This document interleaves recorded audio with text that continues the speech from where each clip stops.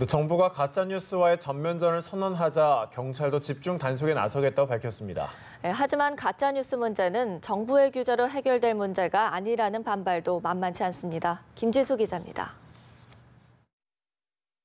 문재인 대통령은 조는 모습이 많다. 이는 치매 증상과 상당한 연관성을 가지고 있다.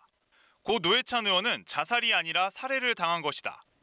구독자가 수만 명에 이르는 유튜브 채널에서 뉴스 논평처럼 전한 이른바 지라시와 비슷한 허위 정보들입니다. 여기에 이낙연 국무총리가 김정은 북한 국무위원장을 찬양했다는 뉴스까지 돌자 정부는 가짜뉴스와 전면전을 선포했습니다. 법무부도 중대 사안이면 고소나 고발 없이 수사를 하겠다고 밝혔고 경찰은 지난달 집중 단속을 시작해 지금까지 55건을 단속했습니다. 이 가운데 36건을 삭제 요청하고 19건은 내사 중입니다. 더불어민주당 가짜뉴스 대책 특별위원장 박광온 의원은 법원이나 선거관리위원회 등이 허위라고 판단한 뉴스들을 SNS상에서 유통하지 못하게 하는 허위정보방지법을 발의한 상황.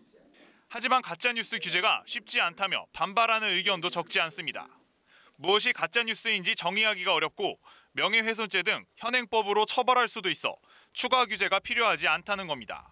명확하게 이게 가짜다 진짜다라고 판단하는 것은 너무나 힘든 부분이고 그게 진실이 아닌 것을 진실이라고 판단하거나 혹은 진실인 것을 가짜라고 판단했을 때 담당할 수 있는 후유증이 너무 클 것 같습니다.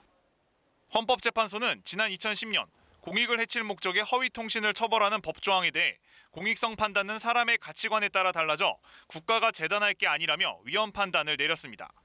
연합뉴스TV 김지수입니다.